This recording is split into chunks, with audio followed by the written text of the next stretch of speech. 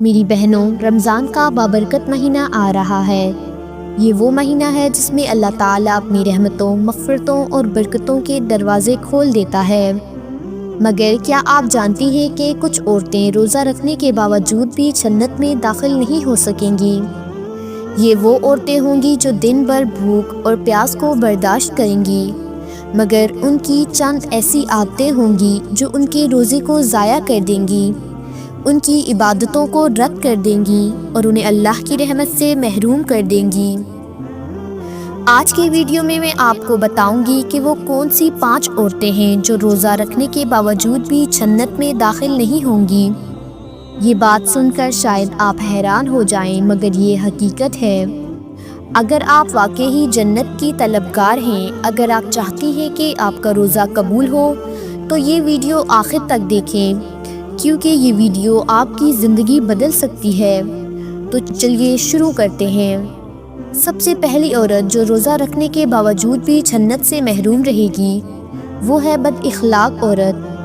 یہ وہ عورت ہے جو نماز بھی پڑھتی ہے، روزہ بھی رکھتی ہے، مگر اس کی زبان دوسروں کے دلوں کو زخمی کرتی ہے۔ وہ دوسروں کے بارے میں زہر اگلتی ہے، انہیں نیچا دکھانے کی کوشش کرتی ہے، ان پر تنقید کرتی ہے، انہیں تکلیف دیتی ہے۔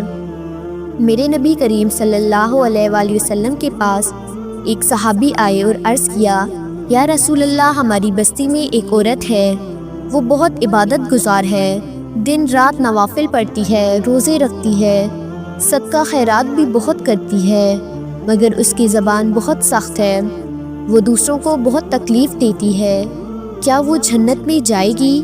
میرے نبی صلی اللہ علیہ وآلہ وسلم نے فرمایا، نہیں، وہ جہنم میں جائے گی۔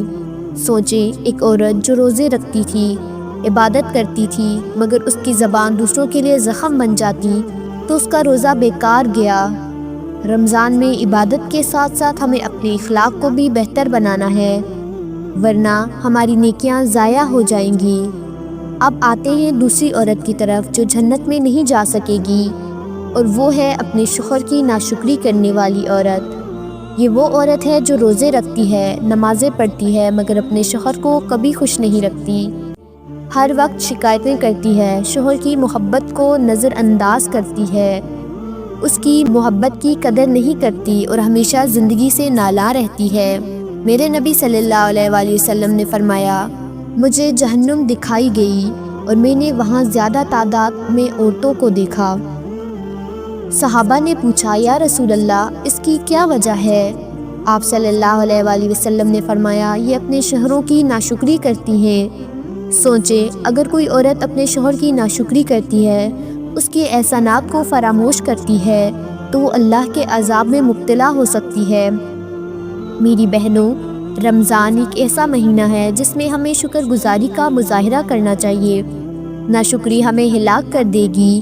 اگر آپ چاہتی ہیں کہ آپ کا روزہ قبول ہو، تو اپنے شوہر کے ساتھ حسن سلوک کریں، اس کی نعمتوں کی قدر کریں، تاکہ اللہ بھی آپ پر اپنی رحمت نازل کرے۔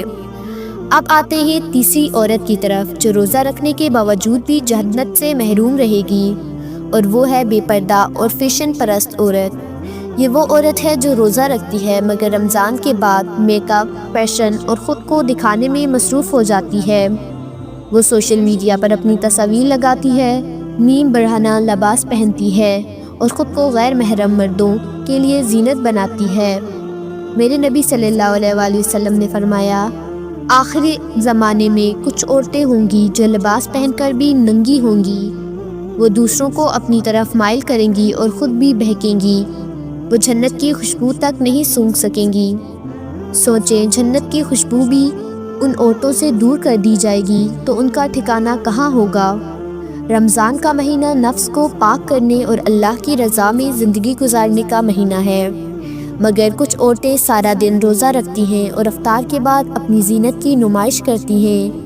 اگر ہم نے اپنی روش نہ بدلی تو ہمارا روزہ ہمیں جنت میں نہیں لے کر جائے گا، بلکہ ہماری بے پردگی ہمیں ہلاکت کی طرف لے جائے گی۔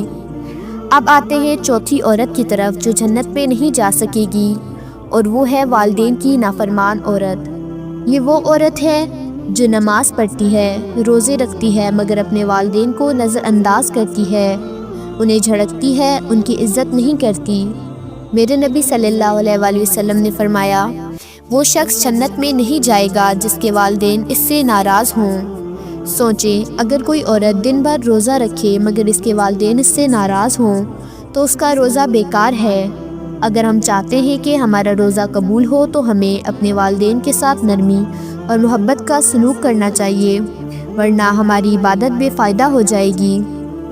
اب آتے ہیں 5ویں عورت کی طرف، جو روزہ رکھنے کے باوجود بھی جنت میں داخل نہیں ہو سکے گی، اور وہ ہے دوسروں کی برائی اور غیبت کرنے والی عورت۔